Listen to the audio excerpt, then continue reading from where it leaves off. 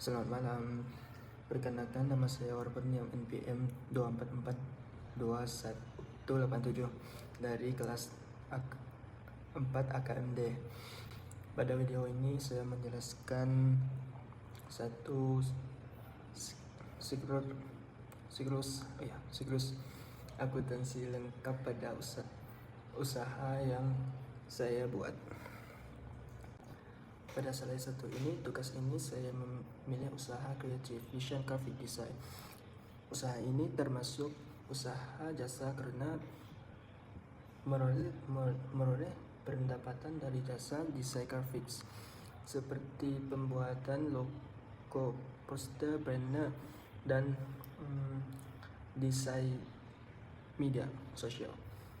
Periode akuntansi yang digunakan adalah 1 Mei sampai 31 Mei 2026. Yang slide 2, selama bulan Mei terdapat 11 transaksi tersebut meliputi setoran model pembelian, perlengkapan dan peralatan, pendapatan jasa, pembayaran beban, penerimaan piutang, pembayaran utang, dan transaksi private. Selanjutnya saya akan menjelaskan analisis setiap transaksi. Pada slide 3, pada tahun ini saya menganalisis setiap transaksi untuk menentukan akun yang bertambah atau berkurang sehingga dapat dicatat ke sisi debit dan kredit. Transaksi 1 pada tanggal 1 Mei, pemilik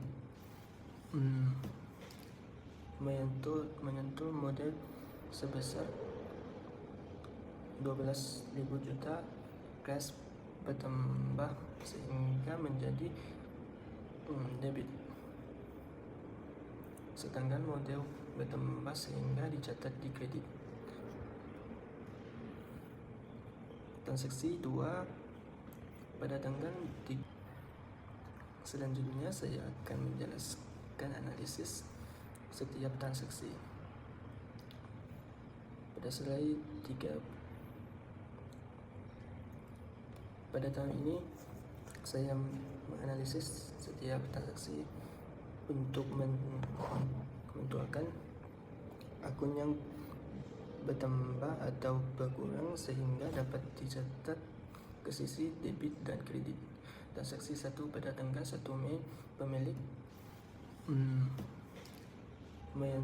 menyentuh modal sebesar 12.000 juta, cash bertambah sehingga menjadi debit. Sedangkan model bertambah sehingga dicatat di kredit. Transaksi 2 pada tanggal 3 Mei, perusahaan membeli perlengkapan secara tunai, perlengkapan bertambah sehingga dicatat di debit, sedangkan cash berkurang sehingga dicatat di kredit.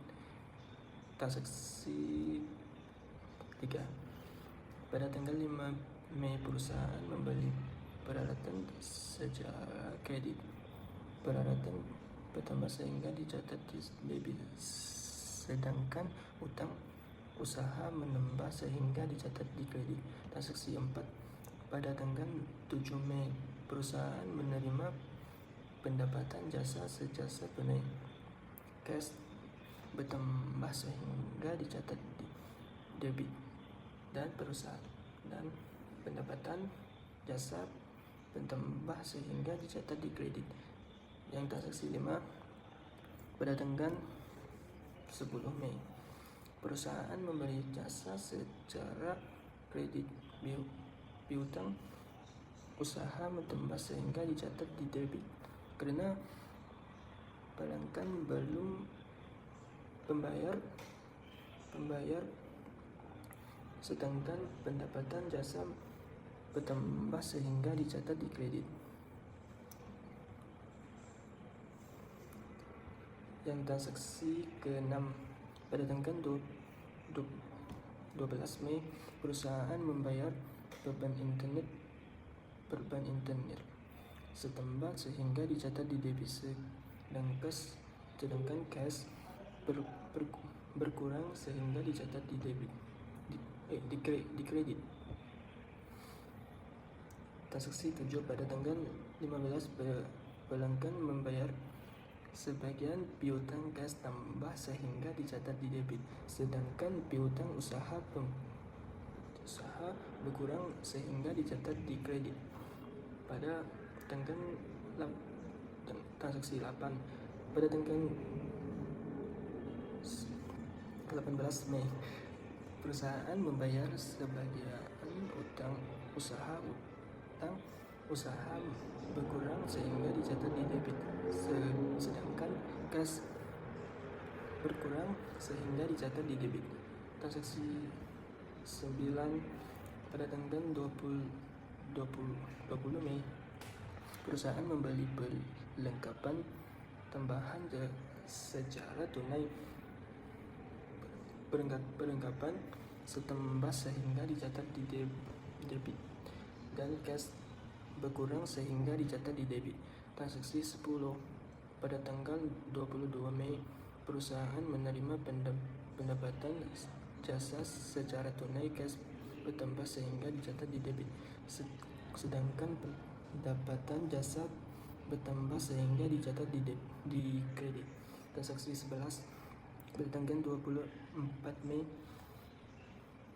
pemilik mengambil uang untuk keperluan pribadi, akun Priway bertambah sehingga dicatat di debit, sedangkan kas berkurang sehingga dicatat di debit. Pada transaksi 12, pada tanggal 26 Mei, perusahaan kembali memberikan jasa kredit piutang usaha bertambah sehingga dicatat di debit, dan pendapatan jasa bertambah sehingga dicatat di kredit. Transaksi 13, pada tanggal 28 Mei, perusahaan membayar beban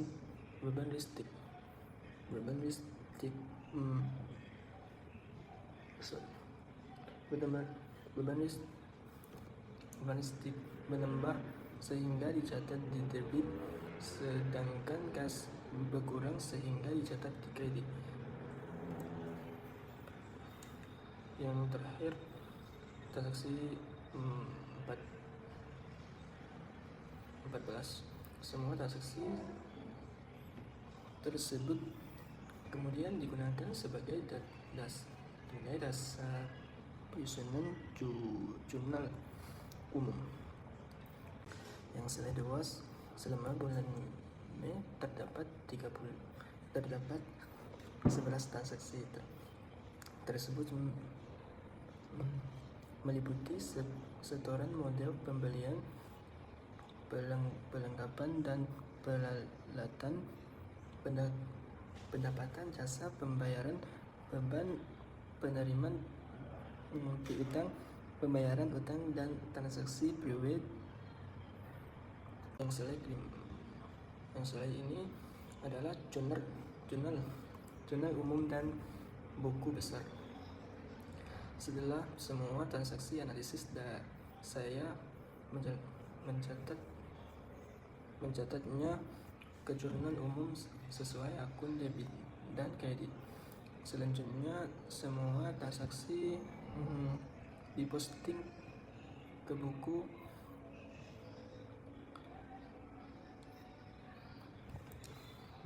ke buku besar agar saldo setiap akun dapat diketahui, seperti cash piutang usaha, perlengkapan peralatan, utang usaha, modal, pendapatan jasa, dan beban saldo dari buku besar.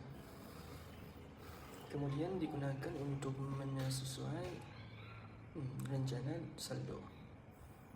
Nah, lanjut ke jurnal penyesuaian. Pada akhir periode saya membuat 3 jurnal penyesuaian, yaitu perlengkapan yang telah dipakai, penyusutan peralatan sebesar Rp300, dan beban listrik yang masih harus dibayar sebesar Rp200. Ya. Penyesuaian ini dilakukan angka laporan keuangan sesuai dengan kondisi perusahaan yang sebenarnya. Lanjut ke slide ini, laporan laba rugi dan perusahaan kualitas. Setelah penyesuaian selesai, saya menyusul laporan laba rugi modal pendapatan jasa sebesar Rp9.500.000 dan total beban sebesar Rp2.600.000, sehingga perusahaan memperoleh laba bersih sebesar Rp6.900.000. Setelah itu saya menyusun laporan perubahan ekuitas yang menunjukkan perubahan modal karena adalah laba bersih dan transitory. Setelah ini laporan posisi keuangan. Selanjutnya saya menyusun laporannya. Ini laporan posisi keuangan pada akhir periode. Total aset perusahaan sebesar dari Rp21.900.000. Jumlah tersebut sama dengan total liabilitas dan ekuitas, sehingga laporan posisi keuangan sudah seimbang. Slide adalah jurnal penutup. Setelah laporan keuangan selesai, saya membuat jurnal penutup untuk menutup akun pendapatan dan PWS, sehingga saldo akun sementara kembali nol laba bersih. Kemudian dibagi laba bersih, kemudian dipindahkan ke akun model sebagai model akhir. Setelah ini narasi saldo setelah penutupan. Terakhir saya menyusun neraca saldo setelah penutupan. Pada tahap ini hanya akun di real yang masih memiliki